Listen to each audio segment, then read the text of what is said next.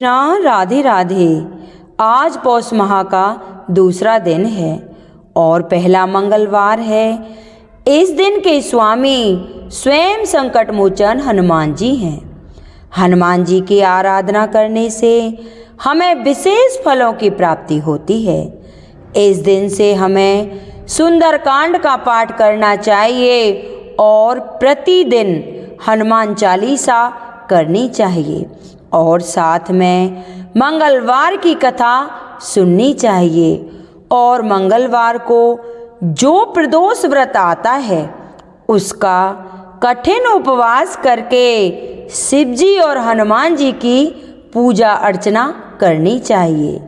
मंगलवार को हनुमान जी की पूजा करते समय गुड़ और चने का भोग अवश्य लगाना चाहिए, क्योंकि यह भोग हनुमान जी को अत्यधिक प्रिय है।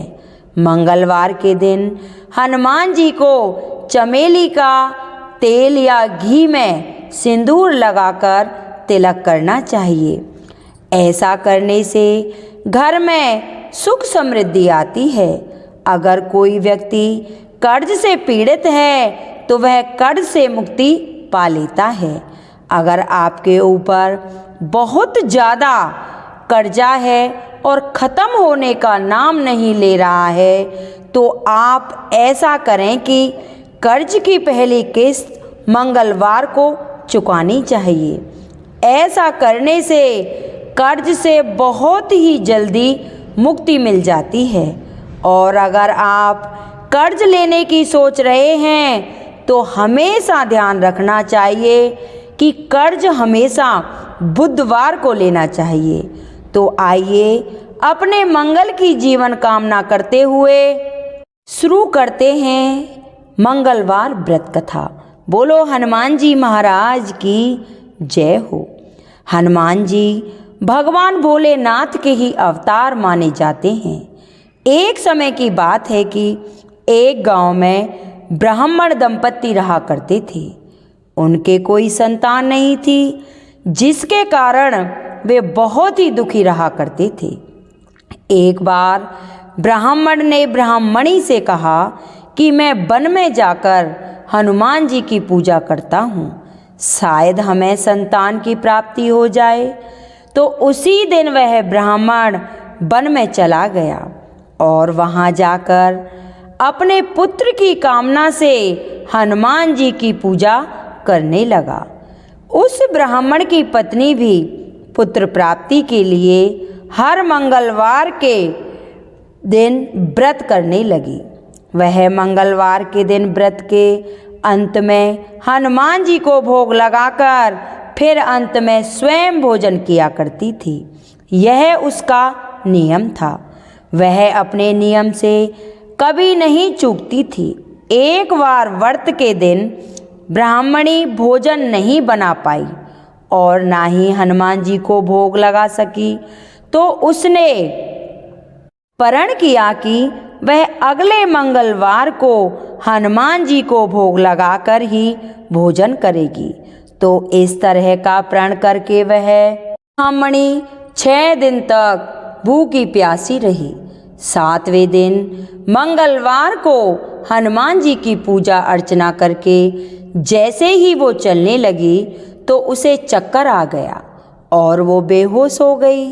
तो हनुमान जी उसकी निष्ठा और लगन को देखकर बहुत ही प्रसन्न हुए और उन्होंने आशीर्वाद स्वरूप ब्राह्मणी को एक पुत्र दिया और कहा कि यह पुत्र तुम्हारी खूब सेवा करेगा। तो वह ब्राह्मणी हनुमान जी से इस तरह का आशीर्वाद पाकर बहुत ही खुशी हुई और बारंबार हनुमान जी को प्रणाम करती रही। उस ब्राह्मणी ने अपने बालक का नाम मंगल रखा। धीरे धीरे वह बालक बड़ा होता गया। तो कुछ समय बाद ब्राह्मण घर आया तो उस बालक को देखकर वह ब्राह्मणी से पूछने लगा कि यह बालक कौन है। तो वह ब्राह्मणी बोली कि मंगलवार के व्रत करने से प्रसन्न होकर हनुमान जी ने यह बालक हमें दिया है। तो ब्राह्मण को अपनी पत्नी की बात पर बिल्कुल भी विश्वास नहीं हुआ। वह अपनी पत्नी के चरित्र पर शक करने लगा। तो एक दिन मौका पाकर उस ब्राह्मण ने बालक को कुएं में गिरा दिया और फिर स्वयं घर लौट आया। घर लौटने पर ब्राह्मणी ने पूछा कि मंगल कहाँ है? तो ब्राह्मण कुछ कहता, उसी समय मंगल पीछे से आकर जोर जोर से हंसने लगा। तो उसे सकुशल वापस देखकर ब्राह्मण तो आश्चर्यचकित हो गया कि मैंने तो इसे कुएं में गिराया था, यह जीवित कैसे आया है? तो सोचने लगा और सोचते सोचते ब्राह्मण भोजन करने के बाद सो गया।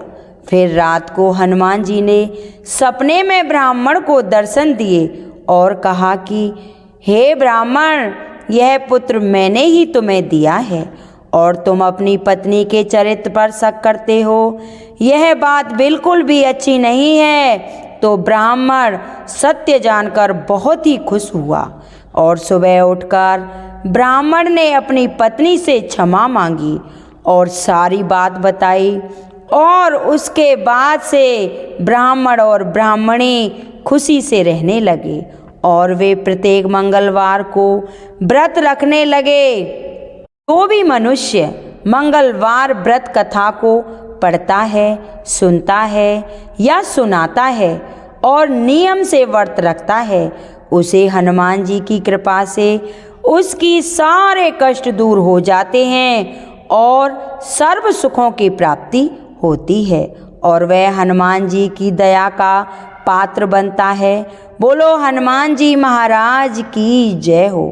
अब हम सुनते हैं हनुमान जी की दूसरी कहानी। बोलो संकट मोचन हनुमान जी महाराज की जय हो। पौराणिक कथाओं के अनुसार हनुमान जी का नाम बचपन में मारुति था। एक दिन मारुति नंदन अपनी निद्रा से जागे और उन्हें तीव्र भूख लग गई।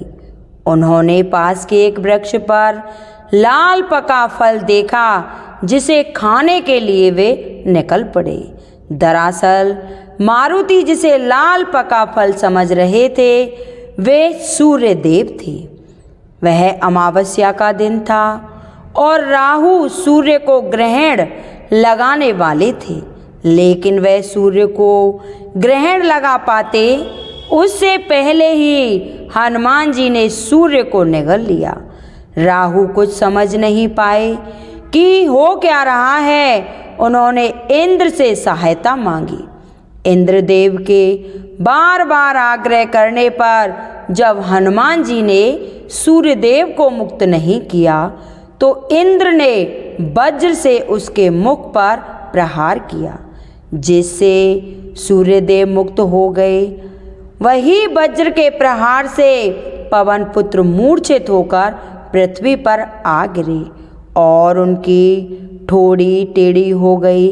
जब पवन देव को इस बात की जानकारी हुई तो वे बहुत क्रोधित हुए और उन्होंने अपनी शक्ति से पूरे संसार में वायु के प्रहार को रोक दिया, जिसके परिणाम स्वरूप पृथ्वी पर जीवों में त्राह त्राह मच उठी। इस विनाश को रोकने के लिए सारे देवगण पवन देव से आग्रह करने लगे और उनके पास पहुँचे। वे अपने क्रोध को त्याग पृथ्वी पर प्राणवायु का प्रहार करें। सभी देवताओं ने पवन देव की प्रसन्नता के लिए बाल हनुमान जी को पहले जैसा कर दिया और साथ ही बहुत सारे वरदान दिए। देवताओं के वरदान से बालक हनुमान और भी ज़्यादा शक्तिशाली हो गए, लेकिन वज्र के चोट से उनकी ठुड्डी टेढ़ी हो गई, जिसके कारण उनका नाम हनुमान जी पड़ा। बोलो हनुमान जी महाराज की जय। ये कहानियाँ पौष के महीने में सुनते हैं तो उन्हें शुभ फलों की प्राप्ति होती है। ये कहानियाँ प्रतिदिन इसी चैनल पर आया करेंगी। सभी माता बहनों से अनुरोध है कि इन्हें सुनें और ज़्यादा से ज़्यादा लाइक और शेयर करें। आपको हमारी ये कहानी कैसी लगी कृपया कमेंट बॉक्स में ज़रूर बताना। बोलो हनुमान जी महाराज की जय।